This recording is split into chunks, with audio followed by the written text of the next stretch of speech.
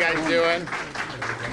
All right, good morning. Great to be back in Central Florida. We're here at FHP, and we're going to be discussing some of the stuff that they've been doing in particular to really lead the nation on enforcing laws against illegal immigration. And there's no agency in the country that's done more than they have over these last 6 months in particular, but even before that. Today in the state of Florida, I've declared to be Hulk Hogan Appreciation Day. And in recognition of somebody who was obviously a major figure for many, many decades, particularly for people in my generation, was a big guy, and was right there in the Tampa Bay area for many, many decades. So all I'll tell you is make sure on this day that you're training, saying your prayers, and eating your vitamins, brother, because he would have wanted you to do that.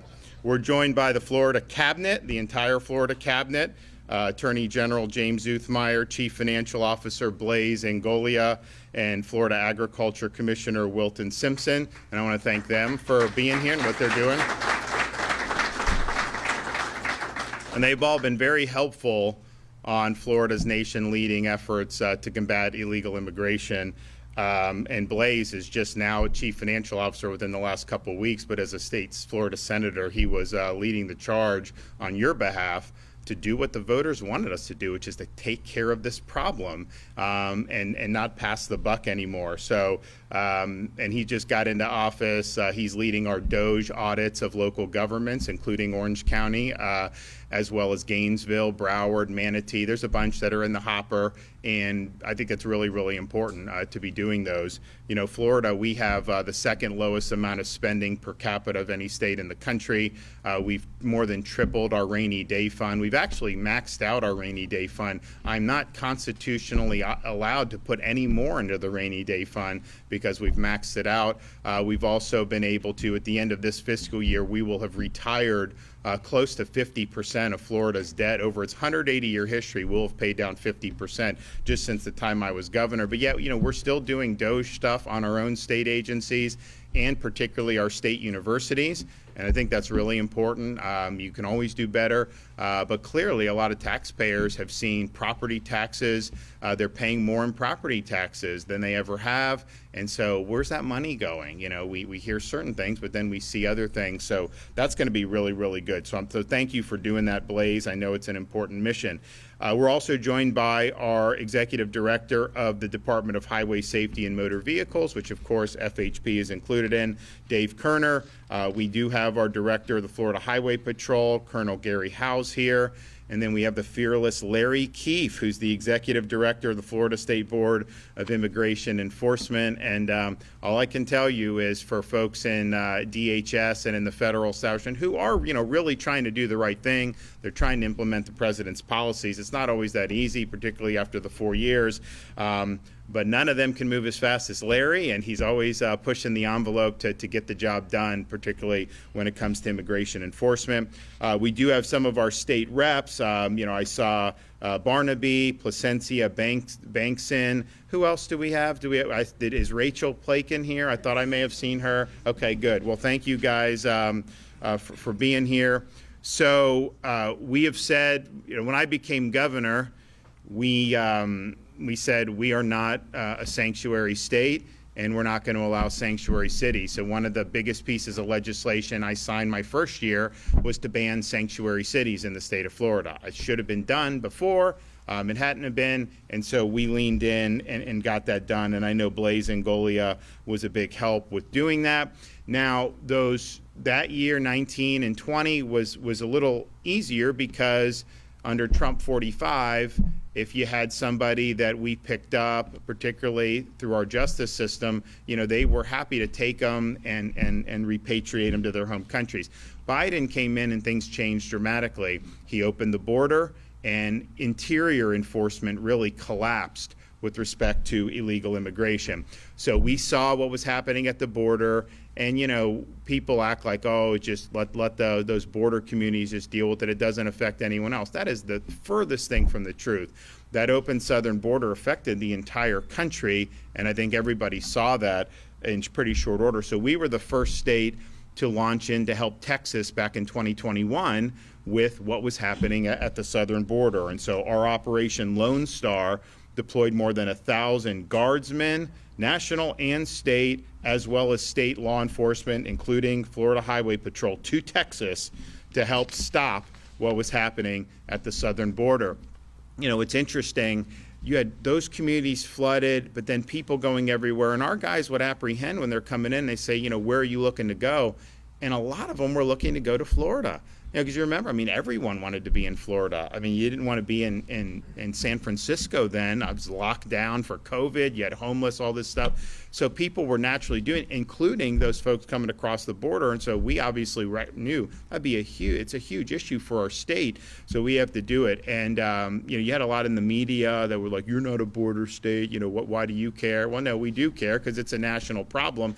And even if it didn't directly affect Florida, even if none of the illegals wanted to come to Florida, we, as the third largest state in the country, we support the sovereignty of this country. We support having enforceable borders. That's a good thing to have as an American. So we were happy to be involved in that. And isn't it interesting? Yet a lot of the people, they didn't care about what was happening at the border. What happened when we sent 50 to Martha's Vineyard? All of a sudden, it was like panic time to have 50. And they called out the National Guard, and they redeployed them. They got them off that island very quickly. And that's what happened. So, and then you started seeing busing to New York City and Chicago and this, and they didn't like that very much. So obviously this was going to have an impact across the country, and we stepped up, and the FHP was a big part of that. We also launched Operation Vigilant Sentry because we saw that, particularly with instability in like Haiti and some of these places, people want to get on these boats and they want to show up on the shores of Florida. And under Biden, once they got to the shore, he didn't do anything really to them. So that really handicapped us. And so we said, you know what? The Coast Guard's out there. Honestly, the Coast Guard does work hard at this. There wasn't enough Coast Guard presence to stop all these boats. So we surged our maritime resources. And since we've done that, we've had more than 19,000 illegal aliens that have been interdicted by the state's efforts. That's in addition to everything that the feds and the Coast Guard and all of them stop. And that includes more than 470 vessels that just our folks under our operation were able to stop. And when you see some of these folks, they'll be with contraband. You got firearms, you got narcotics, you've got all this stuff. Why would we want a band of 15 Haitians armed showing up on the shores of Florida? Obviously, I don't think that that's a good thing. Incidentally, I had a tussle with the Speaker of the House and some of the legislators earlier this year on immigration, because I said President Trump's coming into office, we need to be full throttle in support, and we need to get this done with the deportations. They actually passed a bill that I vetoed that would have terminated Operation Vigilant Sentry. And so those illegals on those boats would have been able to pour in to this country. And, Blaze was one of the ones that was standing with you on that. But I vetoed that legislation. And the legislation we eventually got in was able to supplement what we were already doing, which I think is really, really significant. But just keep in mind, all this was done under a state of emergency for immigration, similar to what President Trump has done federally. And if you terminate that and you take the power away from the governor to be able to do any immigration enforcement, you have no maritime interdictions. Obviously, the southern border, that's not an issue anymore because that's been taken care of, I think, very well. But all the stuff we're doing interior, above and beyond what we would do just in the normal course of law enforcement, requires that authority. We did do the transport program. Obviously, a lot of people remember Martha's Vineyard, and that really helped open the eyes of, I think, a lot of people around the country that this is a major problem. But, you know, there was New York City, Chicago, California. There was a lot of stuff going on, and those are sanctuary jurisdictions. And so they say they're sanctuary jurisdictions, but then they don't like when folks are being funneled there. And so it's interesting how that works out. We've also done a lot of strong legislation. We have enacted, finally, E-Verify legislation for legal workforce. We also made sure that there would be no IDs issued to illegal aliens in the state of Florida. Now, we don't do driver's licenses for illegals. We would never do that. But local governments wanted to issue IDs, not drivers, but IDs. Even nonprofits wanted to do it, and we said, no, we're not going to do that. And we don't recognize IDs issued by sanctuary states like California. So if you're illegally here, they issue you an ID. You come here, we won't do it. And that's the thing.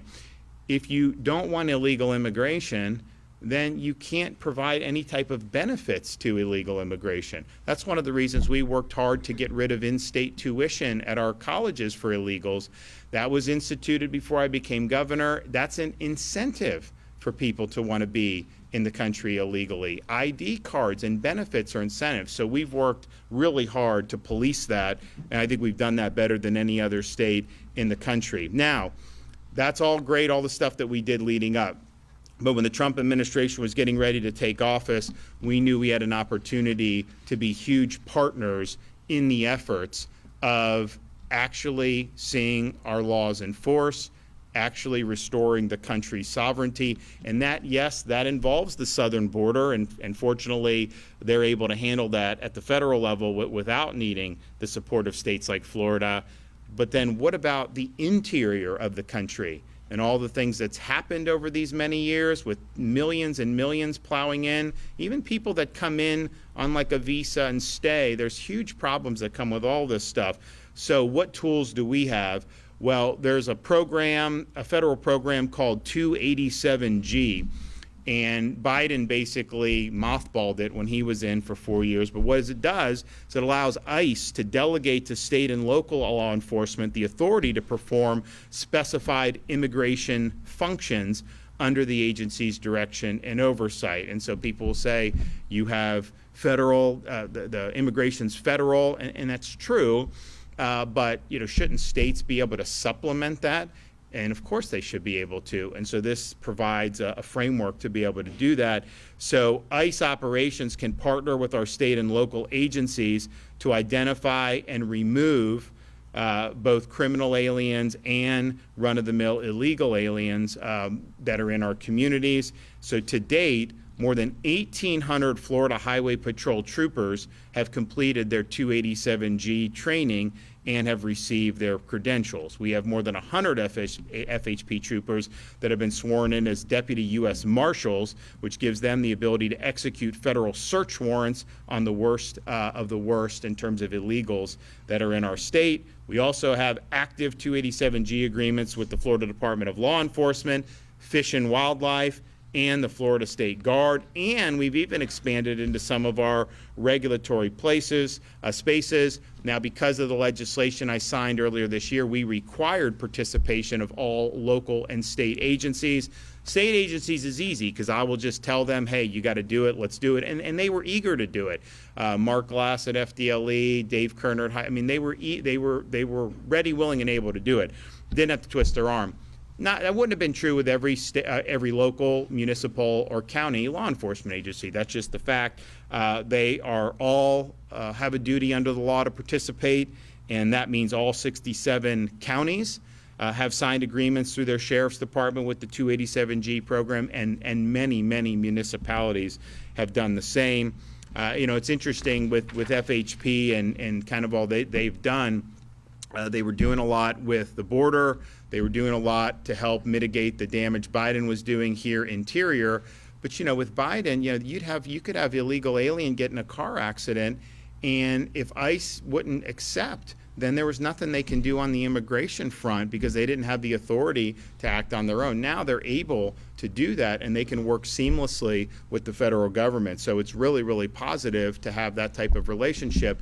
But because they're doing all this, and really in many respects are the tip of the sphere, I called for a big pay increase for FHP this year in the budget, and we had to fight for that, but we were able to deliver the largest pay increase in the agency's history in the budget I signed at the end of June. So I was happy to be able to do that. I think, one, and we want to do that to be able to retain good people, but we also want to recognize that there's great duties that are being exercised here that are above and beyond what would traditionally be called for in those circumstances.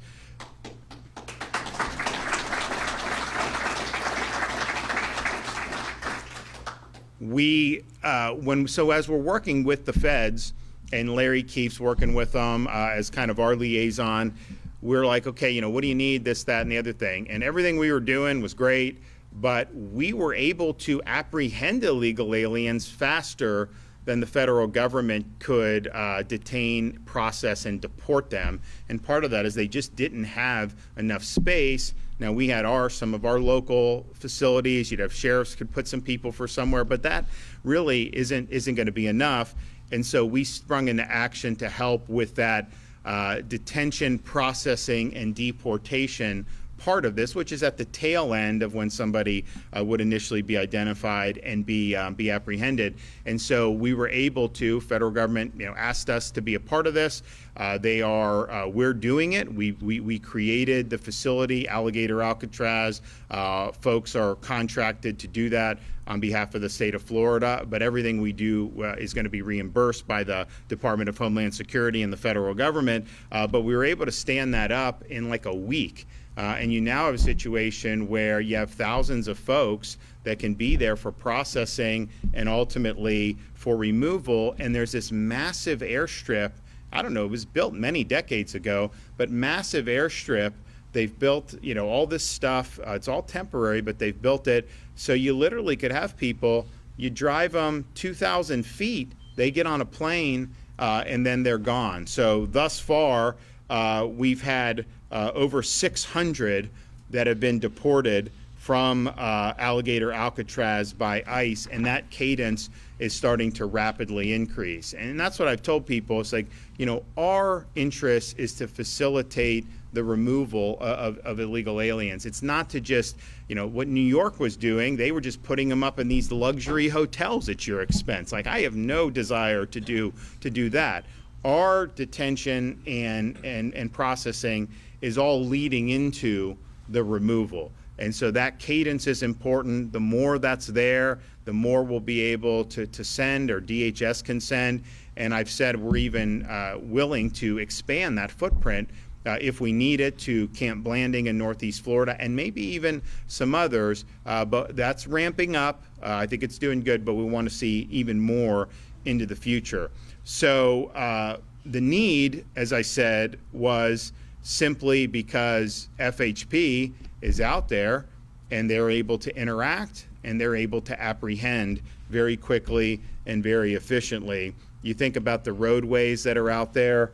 We want safe roadways. We want safe streets.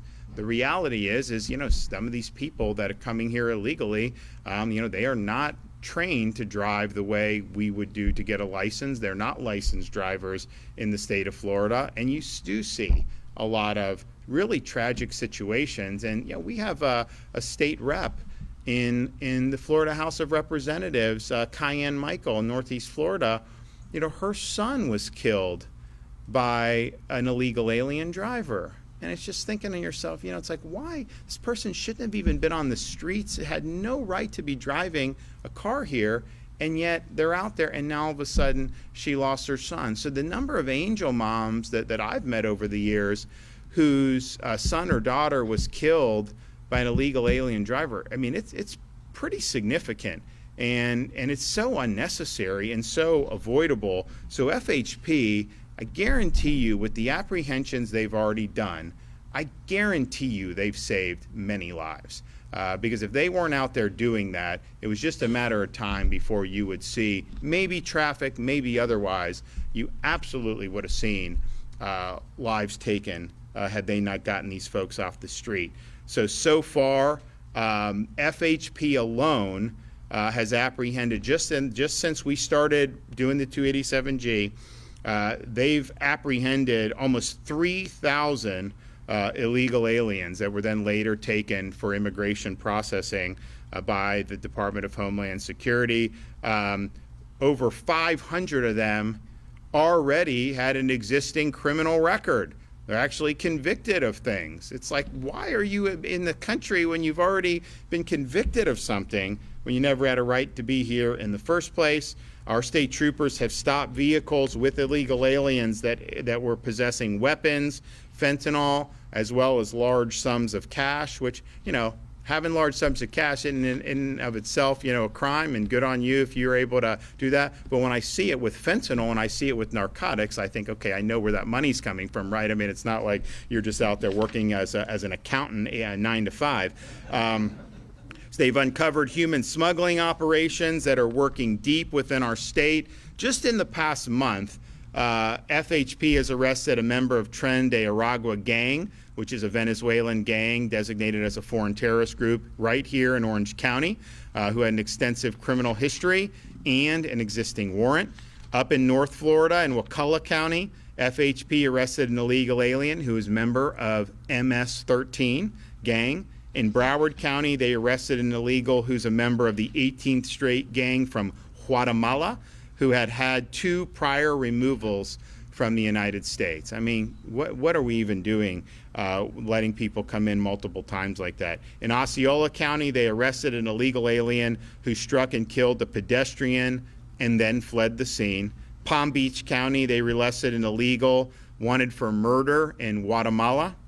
And in Hernando County, they arrested an illegal who was trafficking 30 pounds of marijuana. Those are just some examples from just the last month of what FHP's been doing. They've also assisted federal partners at Homeland Security and ICE with more than 470 joint operations leading to the arrest of illegal aliens. In April, many of you remember, Florida conducted a statewide operation, Operation Tidal Wave, in conjunction with our federal partners, and that led to the arrest of over 1,100 criminal illegal aliens in 1 week. That's the largest number in a single state in 1 week in the entire history of ICE as an organization.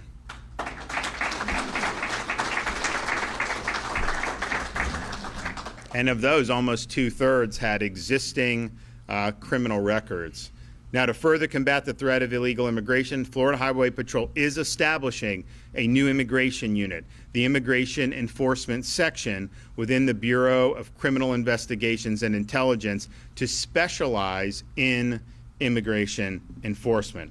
This team of mission-dedicated troopers will work in close contact with local, state, and federal law enforcement partners to identify, locate, and apprehend criminal aliens across the state.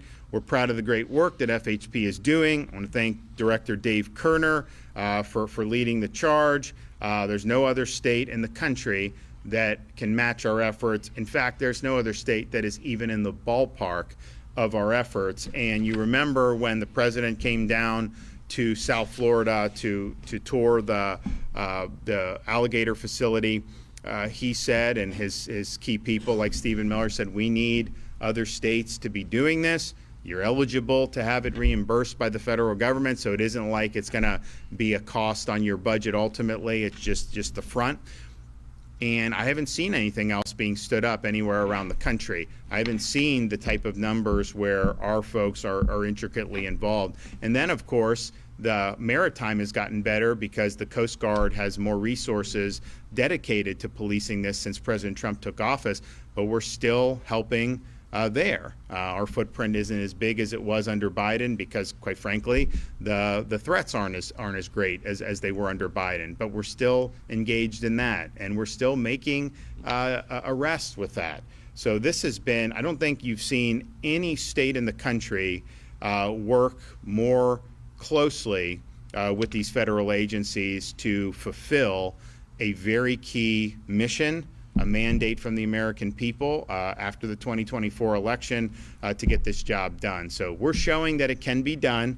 There's a lot more that's going to happen. I mean, I know that they're going to really do more to stand up the agency a lot better than it had been under Biden. I know they're going to provide more resources for their ability to hold and process and deport folks, and hopefully without even needing it. And people will ask me like, well, you know, why are you involved in this? I'm involved in it because we have to be involved in it. I'm involved in it because if we're not involved in it, it's not going to get done right now. Maybe we'll reach a point as ICE continues to build up where they're going to be able to handle, where all we'll have to do is just let them know, hey, you know, we got a guy, they take him, and then we're not involved anymore, that we don't have to have any type of processing or detention that the state's involved with. I'd be happy with that if that were the case, but that's not where we're at now.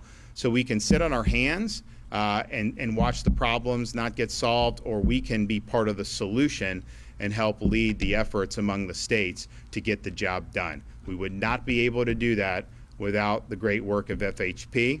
I'm glad that we were able to deliver a pay increase. Honestly, it wasn't as much as they deserved, and it wasn't as much as I asked for. So I know we're going to have budget season again next year, and just you can write this down. I am going to be seeking additional pay increase for Florida Highway Patrol. So God bless their efforts, and thanks everybody.